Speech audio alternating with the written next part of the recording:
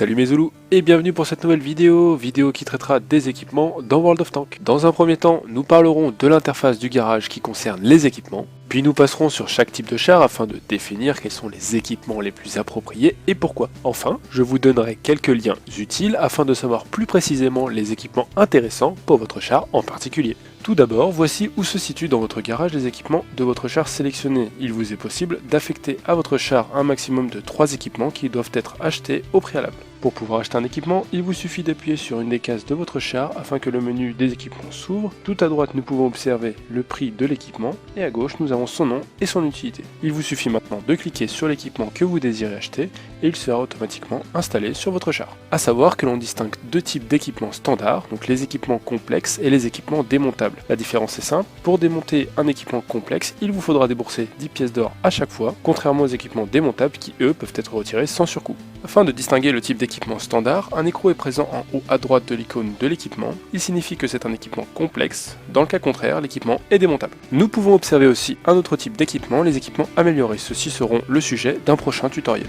Vous savez maintenant comment mettre des équipements sur votre char, mais lesquels choisir? Eh bien tout dépend de votre type de char et de la façon dont vous allez jouer.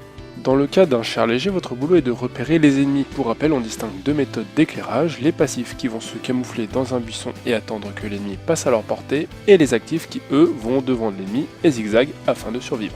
Si vous êtes plutôt passif, le télescope binoculaire est un bon choix car il vous permet de repérer les ennemis de plus loin. Son problème, c'est qu'il faut être immobile 3 secondes avant qu'il ne soit activé.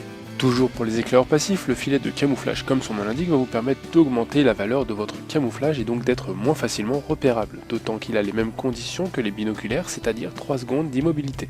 Dernier item qui me paraît très important pour un char léger, c'est la ventilation qui va augmenter de 5% les compétences de votre équipage, notamment la dissimulation, la distance de vue, la portée radio et la vitesse de rotation. Passons maintenant à l'éclaireur actif, donc les optiques traitées augmentent de 10% votre distance de vue, que vous soyez en mouvement ou pas, et sont donc un très bon choix, à savoir que les optiques et les binoculaires ne sont pas cumulables. En deuxième item, je vous conseille le stabilisateur vertical qui va augmenter votre précision de 20% lorsque le tank est en mouvement. Et dernier item, c'est la ventilation avec les avantages cités précédemment. On continue sur les chars moyens, donc ceux-ci ont à peu près les mêmes stats que les chars légers et sont donc logiquement équipés pratiquement de la même manière. Personnellement, je vous conseille le fouloir qui va augmenter votre fréquence de tir, la ventilation qui est très adaptée aux chars moyens du fait de leur multifonction native et le stabilisateur vertical car le rôle d'un char moyen est de soutenir en contournant l'ennemi et il est donc en perpétuel mouvement. Passons maintenant aux chars lourds, donc en règle générale les chars lourds ont un temps de rechargement plutôt long, ce qui rend le fouloir pratiquement obligatoire. En deuxième item, la ventilation car elle va aussi diminuer le temps de rechargement et aider le tank à se mouvoir.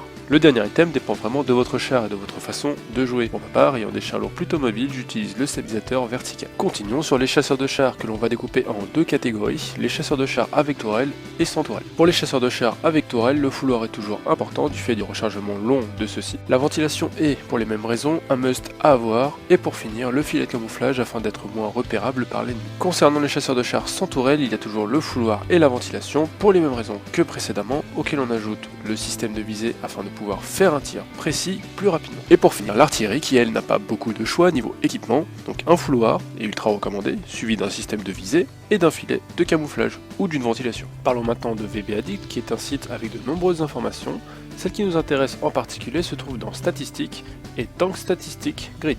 Ici, nous disposons de la liste des chars de World of Tanks et de nombreuses informations sur leur sujet. Celle qui nous intéresse particulièrement se trouve dans Équipement lorsque l'on sélectionne un char. Prenons l'exemple du Tiger 2 et cliquons sur Équipement. Ici, nous disposons de la liste des équipements et de leur pourcentage d'utilisation en jeu. Ces informations vont donc nous permettre de nous orienter lors de notre choix d'équipement. C'est déjà la fin de cette vidéo, j'espère qu'elle vous aura plu. N'oubliez pas le petit pouce bleu si vous avez aimé. Et si vous voulez suivre la chaîne, abonnez-vous à YouTube, Facebook ou Twitter. Quant à moi, je vous dis see you pour de prochaines vidéos.